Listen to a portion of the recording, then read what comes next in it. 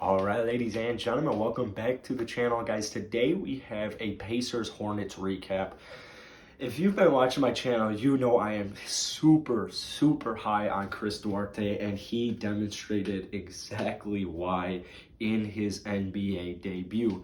I think the Indiana Pacers are an extremely fun team to watch. I think the Charlotte Hornets are an extremely fun team to watch. So they definitely did not disappoint in yesterday's game. We're going to give you guys the breakdown. If you enjoy it, hit that like button, hit that sub button. I believe I'm like 12 subscribers away from 8.5K, so thank you for all the support.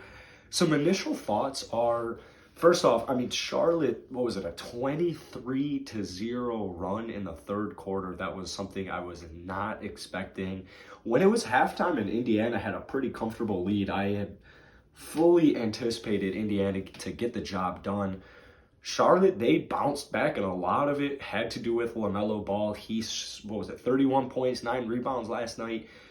He looks phenomenal, and he looked phenomenal last year.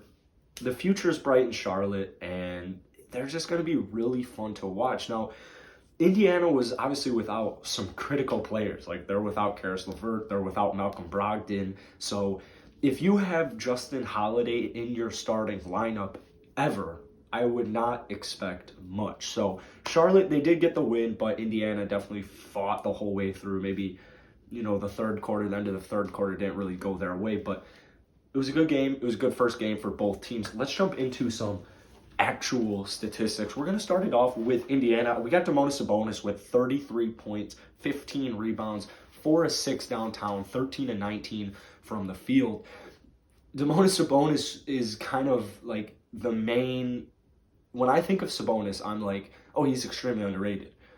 You could say that about all 5 Indiana starters. Maybe not last night when you have, Justin Holiday starting, but you look at it top to bottom and you're like, Sabonis, Turner, Brogdon, Warren, like all of these guys, LeVert, they're all extremely underrated. And Sabonis, I don't know if it's because he's on a small market or if he's a big man.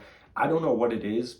What I do know is he is an absolute beast. He's an absolute menace in the paint, and he can also shoot. So what's stopping Sabonis? I don't really know. Maybe their own team. In the past, I've thought that Miles Turner and Sabonis just couldn't really work. I've come around. I've really come around to Sabonis being that offensive guy and then Miles Turner being the defensive guy. Speaking of defense, last night you had Miles Turner go 9 points, 7 rebounds, but most importantly, he had 4 blocks. This is a guy who will average close to 3, if not 3 blocks per game this season. So if you can have that 4-5 duo, one's a skilled defender, the other is like a sharpshooter. Maybe not a sharpshooter, but offensively extremely talented, got a good skill set. That could work. When I think of the Pacers, I think what's stopping them from 50 wins? I don't know if it's themselves. I don't know if it was their old coach. I don't know if it's injuries. This is the year for Indiana right now, and the addition of Chris Duarte, who we'll move on to, last night, 27 points, 5 rebounds, 6 of 9 from downtown, 9 of 15 from the field. These are the players that Indiana is looking more at because they want to win. They're like, we have this extremely talented starting 5 roster. Why are we missing the playoffs? Why are we not a top seed?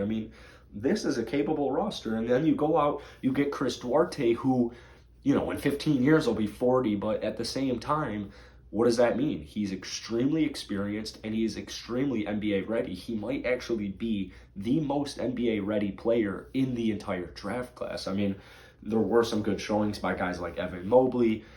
Even Alfred Şengün, I think, gets disrespected a lot just because he played overseas. But this gives these guys a huge leg up. And Chris Duarte playing all 4 years in college, that's only going to help him, and it's only going to help the Pacers.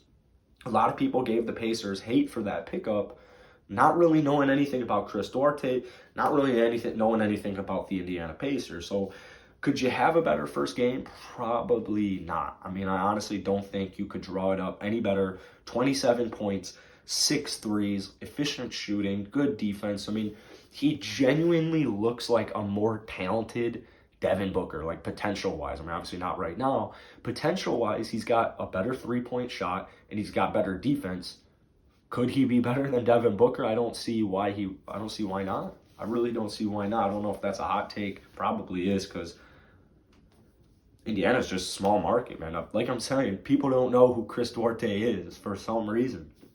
Lastly, on the starters, you had Justin Holiday, 11.7 rebounds, 4 assists. Pretty solid game from him statistically, but he did not shoot the ball well. 1 of 7 from downtown. Malcolm Brogdon, the last guy in their starting lineup, is a stud. I mean, he's a stud. 28 points, 11 assists last night. I mean, you can't complain with that. You can't complain with that. So once this Pacers team gets fully healthy, I guarantee you they are going to be a force. Looking at the bench, the new addition of Torrey Craig, you still got TJ McConnell, huge re-sign, and you got Jeremy Lamb. So top to bottom, they have players who can hoop. Now, moving on to Charlotte, we had some really good games from guys like Gordon Hayward and LaMelo Ball. Gordon Hayward, 27 points, 5 rebounds, 3 assists, 10 of 22 from the field, 2 of 4 from deep.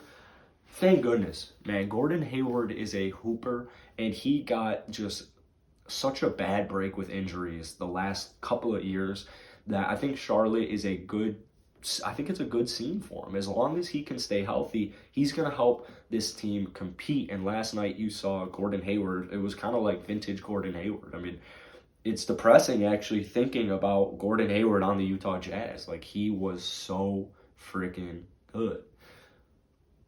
Still pretty freaking good. Moving on, we got Miles Bridges. 13 points, 8 rebounds. This is a guy who can do it all. He had 3 steals and a block. I mean, this is a phenomenal draft pick from a couple of years back. Same thing goes with PJ Washington. I'm not a huge fan of PJ coming off the bench because I think he is way more than that. But, I mean, off the bench, 5 points, 5 rebounds, 3 assists. He's just another one of those guys who can do so many different things offensively and defensively. You had Plumlee make his debut, 8 points, 10 rebounds, 5 assists for him.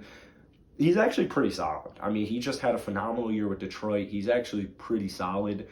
Hopefully it's a good signing for this Charlotte Hornets team who, I mean, not desperately, but they definitely could use big men. I mean, they're pretty small. So moving on, you got LaMelo Ball. We talked about him. 7 of 9 from downtown, 9 rebounds, 7 assists, 2 steals, 31 points.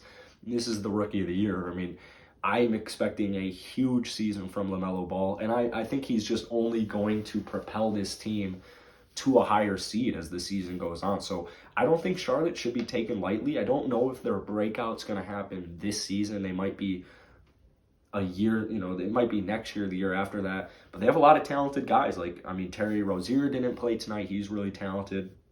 Kelly Oubre, new addition, wasn't his best shooting night, only 5 of 17 from the field, but he threw in 14 points. Then the bench, I mean, you got Cody Martin, 10.6 rebounds. You got Ish Smith, new addition, 14 points, 5 assists for him. So this Charlotte Hornet team and this Indiana Pacers team, I think that they're both overlooked. I don't think that they'll creep into like the top 5 of the Eastern Conference. Maybe the top 6 is even a stretch, but play-in tournament, 100%, both of these teams at the very least will be competing for a play-in tournament spot. So that's it for today, guys. If you enjoy it, you like NBA content, be sure to hit that like button, hit that sub button. Peace.